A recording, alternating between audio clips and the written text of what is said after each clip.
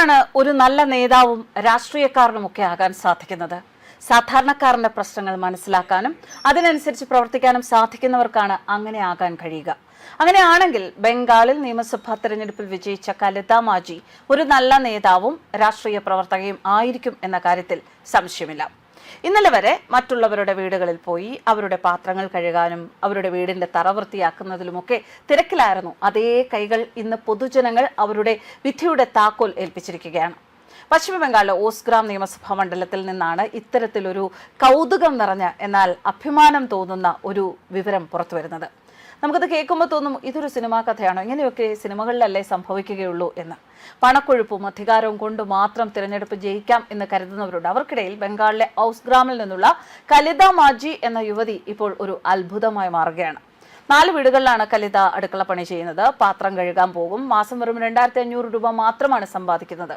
ഒരു സാധാരണ സ്ത്രീ ഒരു സംസ്ഥാനത്തെ നിയമസഭയിലേക്ക് അവർ തിരഞ്ഞെടുക്കപ്പെടുക എന്നത് ഒരു ചെറിയ കാര്യമല്ല. പ്രമുഖ പാർട്ടിയായ തൃണമൂൽ കോൺഗ്രസിന്റെ സ്ഥാനാർത്ഥി മാജി 12,000-ലധികം വോട്ടുകൾക്കാണ് പരാജയപ്പെടുത്തിയത്. അത് ആ വിജയത്തിന് മാറ്റും കൂട്ടുന്നു. കഠിനാധ്വാനവും ആത്മാർത്ഥതയും ഉണ്ടെങ്കിൽ ഏതൊരു സാധാരണക്കാരനും ഈ രാജ്യത്തിന്റെ ഉന്നത സ്ഥാനങ്ങളിൽ എത്താൻ കഴിയും എന്ന വലിയ പാഠമാണ് കലിത മാജി നമുക്ക് നൽകുന്നത്.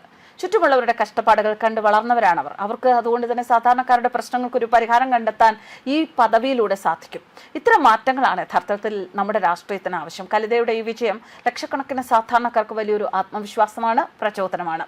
പുതുതായി തിരഞ്ഞെടുക്കപ്പെട്ട BJP MLA ആണ് കലിത മാജി. ഓസ്ഗ്രാം നിയോജക മണ്ഡലത്തിൽ നിന്നാണ് അവർ തിരഞ്ഞെടുപ്പിൽ വിജയിച്ചത്. രാഷ്ട്രീയത്തിൽ പ്രവേശിക്കുന്നതിന് മുൻപ് കഴിഞ്ഞ 2 പതിറ്റാണ്ടുകളായി കലിത ഒരു വീട്ടുജോലിക്കാരിയായി ജോലി ചെയ്തു വരികയായിരുന്നു. 2-4 വീടുകളിൽ വൃത്തിയാക്കലും പാത്രം കഴുകലും അവർ ചെയ്തിരുന്നു. പ്രതിമാസം ഏകദേശം 2500 രൂപ സമ്പാദിക്കും. ആ ഒരു വരുമാനം കൊണ്ടാണ് അവർ കുടുംബം പോറ്റിയത്. ഓസ്ഗ്രാം സീറ്റിൽ നിന്ന് 12,535 വോട്ടുകളുടെ ഭൂരിപക്ഷത്തിലാണ് കലിത വിജയിച്ചത്. തൃണമൂൽ കോൺഗ്രസിലെ ശ്യാമപ്രസന്ന ലാഹിരിയെ പരാജയപ്പെടുത്തിയായിരുന്നു മാജി. ആകെ 1,07,692 വോട്ടുകൾ മാജി നേടി.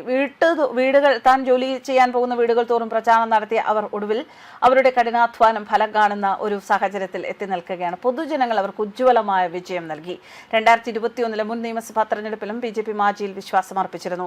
ആ തെരഞ്ഞെടുപ്പിൽ അവർ ഏകദേശം 41% വോട്ടുകളാണ് നേടിയത്. എന്നാലും 12,000 വോട്ടുകളുടെ ഭൂരിപക്ഷത്തിന് അന്ന് അവർ പരാജയപ്പെട്ടു.